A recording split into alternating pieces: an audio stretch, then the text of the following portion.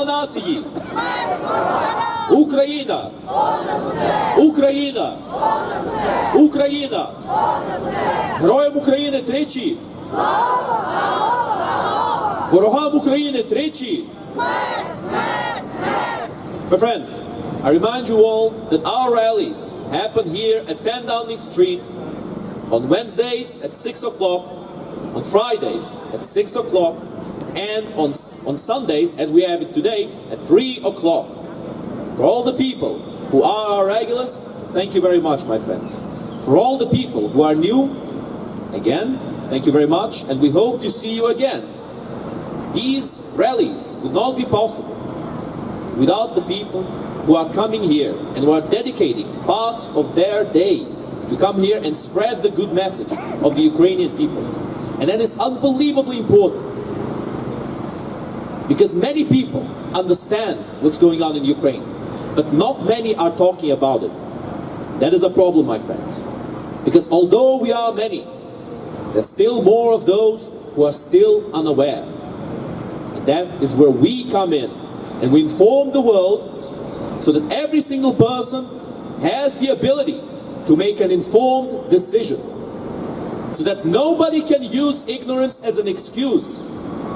When the time comes for a choice to be made, whether people want to live as slaves with Russia or as free men and women with the West, that is the choice that every single one of us has to make, and that is the choice that we will make. World, wake up! World, wake up! World, wake up! World, wake up! World, wake up! World, wake up! Russia is a terrorist state! Russia is a terrorist state! Russia is a terrorist state! Russia is a terrorist state! Russia is a terrorist state! Russia is a terrorist state! Help Ukraine protect peace! Help Ukraine protect peace! Help Ukraine protect peace! Help Ukraine protect peace! Help Ukraine protect peace! Help Ukraine protect peace! I love the fact that Yura has mentioned the Ukrainian statue that is the symbol of Ukraine, one of the main symbols of Ukraine, with the shield and sword, the defender of Ukraine. The Ukrainians have done a very good thing by changing the sigil on the shield, because long ago in the past, that sigil was that of the Soviet Union. We have changed it now. Now, she is no longer a symbol of colonialism.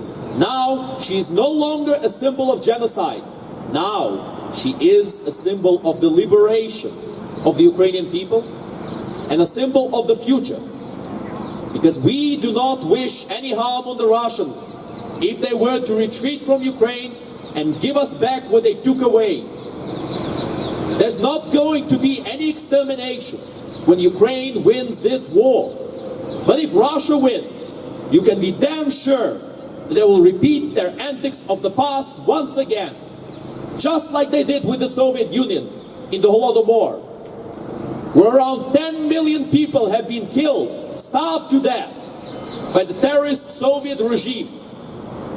Let's not forget about that. We must make sure that the world knows these things, so that we know what we are dealing with.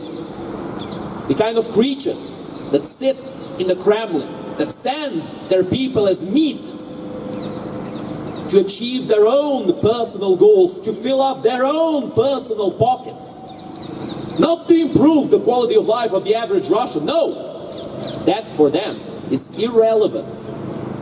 Why is it that the average quality of life of a Russian that doesn't live in Moscow or in St. Petersburg is so low? Why is it that even if we go to Google Maps and we have a quick look at the paved roads, we see Ukraine, paved roads, Poland, paved roads, Moldova, paved roads, Russia, only the main cities are connected with paved roads. The rest is wilderness, village, деревня, as the Russians say. Excuse me, bad accent. Actually, don't excuse me. I'm apologizing. But my friends, I digress. We have to know what we're dealing with. We're dealing with an expansionistic country that does not care about the quality of life of its people. We've heard it many times in the past, these stupid comparisons between the US and Russia. When we say Russia is genocidal, when we say Russia starts wars, when we say that Russia, it betrays agreements, we always hear, what about this? What about US? What about NATO? What about this? What about that? My friends, it's idiotic. NATO is a voluntary organization. Countries that do not want to be part of NATO do not join NATO.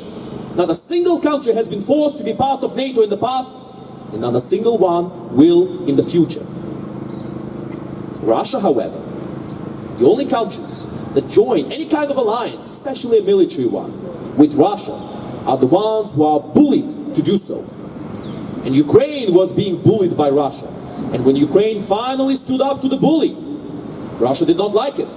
So Russia escalated. Because Russia expected that nothing would happen to them. They were wrong. And they will be wrong in the future also. As long as we stand together. And as long as we help Ukraine win. All together we will win. All together we will win. All together we will win. All together we will win. All together we will win. All together we will win. Ukraine, stay strong. Ukraine, stay strong. Ukraine, stay strong. Ukraine, stay strong. Ukraine, stay strong. Ukraine, stay strong. Thank you, Britain. Thank you, Britain. Thank you, Britain. Thank you, Britain. Thank you, Britain. Thank you, Britain. It's unbelievably important that we show the respect that the great people of Great Britain deserve.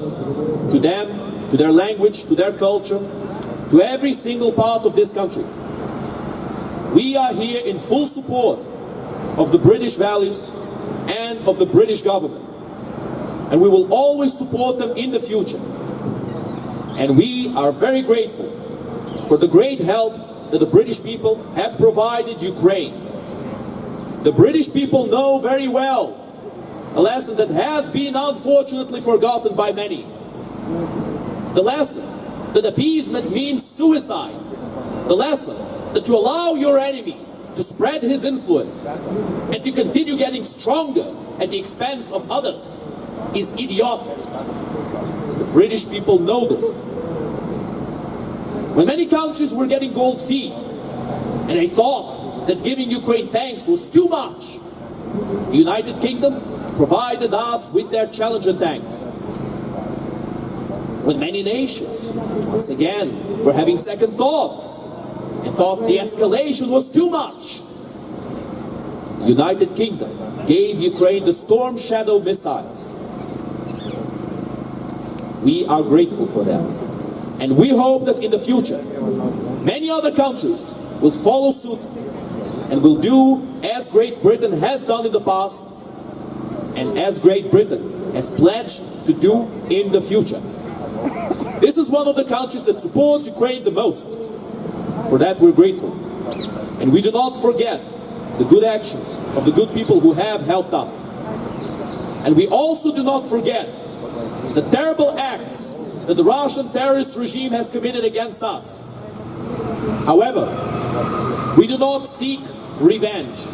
We do not seek killings and any kind of retribution. What we seek is the future. That is always what the Ukrainian people wanted. But that future is impossible by attempting negotiations with the current Russian terrorist regime. The only way the world will have peace in Ukraine and in many other countries where the Russian terrorist regime have started their wars, their genocides, is to finally end the current Russian regime and to make sure that this time Russia doesn't have this delusion of grandeur and trying to be like the supposedly great Soviet Union.